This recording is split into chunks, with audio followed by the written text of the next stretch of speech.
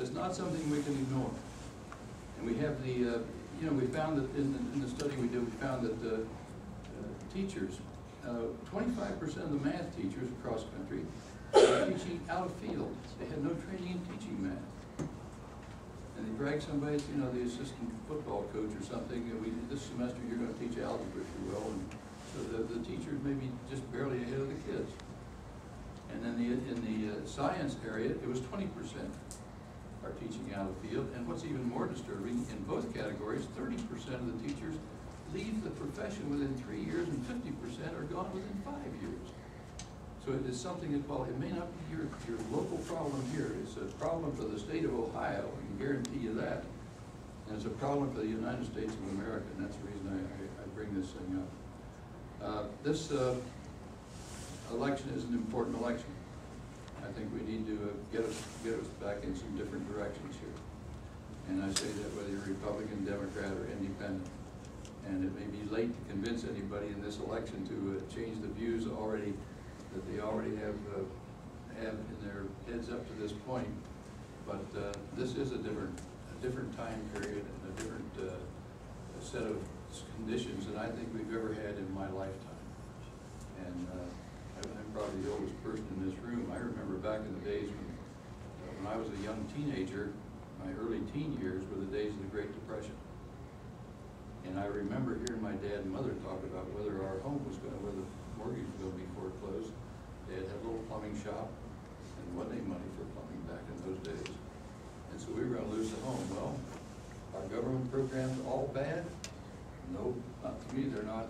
FHA came in and they just stretched out the mortgage so my dad could meet the payments and we didn't get kicked out of our home.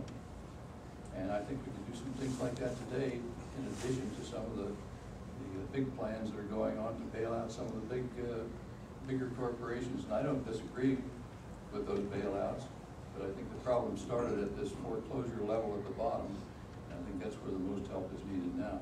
So anyway, it's a real pleasure to be here with you this morning, and congratulations on how you folks have worked here in Dublin to build what is we were commenting coming down the street here about what a great looking place it is. It's changed so much since I lived down the river several decades ago, and more power to you. You've got a great place here, and we just want to see it keep developing in the future. We develop all the young people. Yes, we want to develop the young people and have their organizations. Don't forget the old fudge like some of the rest of us. We're still interested in what's going on also. I get kidded a lot by this, and let me just quote with it. Shall I? Yeah, all right, sure. I've heard this before. Some of the people after my second space flight, which was done because of aging, it was done to do some studies of aging, because some of the things that happen to you in space are very similar to what happens to the human body that ages right here on Earth. The body's immune system changes, but the younger people, when they come back to Earth, they go back to normal. If you're older, your body doesn't go back to normal. Well, immune system changes, your ability of the body to put protein back in the muscles, that changes. And that was the reason I was up there, was to do an analysis of about 8 or 10 things like that. But as a result of that flight, I seem to have gotten a lot of email and attention just on the age factor. And so I was talking at one of the stops we made yesterday about some of these things I get on talking about old age and what happens. We know our faculties change somewhat as you age. And one told me about the 3 old pilots that are walking out across the ramp, and the first one says, "It's windy." And the second one looks at him and says, "No, it's Thursday." And the third one said, "Oh, me too, let's go get a beer."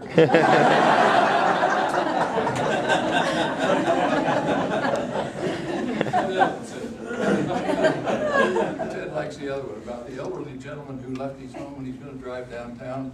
He's gone about 10 minutes, he gets a call on the car radio, or on the car telephone, and it's his wife, and she says, "Oh, Fred, please be careful. I just saw on TV where there's a car driving the wrong way on the freeway."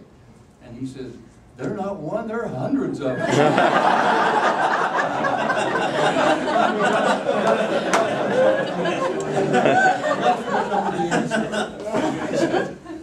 Got another request.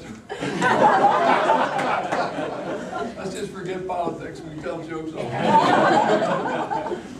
Serious talk about the one where, you know, the governor is very kind in his introduction, and so yesterday I responded to his introduction by saying it reminded me of a dinner Andy and I attended here in Columbus not too long ago, and the person introducing me got all carried away with accolades and accomplishments I never dreamed of having in this life or the next, and finally finished up this over-generous introduction by saying, "There are few truly great men in this world." And then he introduced me. Now that's rather heady, and so going home that night, I guess I was still thinking about that introduction. So we're driving along, and I said, "Andy, you know, if you think about it, there aren't very many really, truly great men in this world."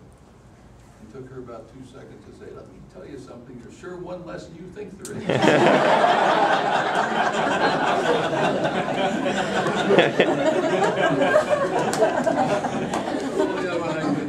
NASA, this is not true, that NASA would not let me go out on a spacewalk because they were afraid of my age I might wander off someplace. Anyway,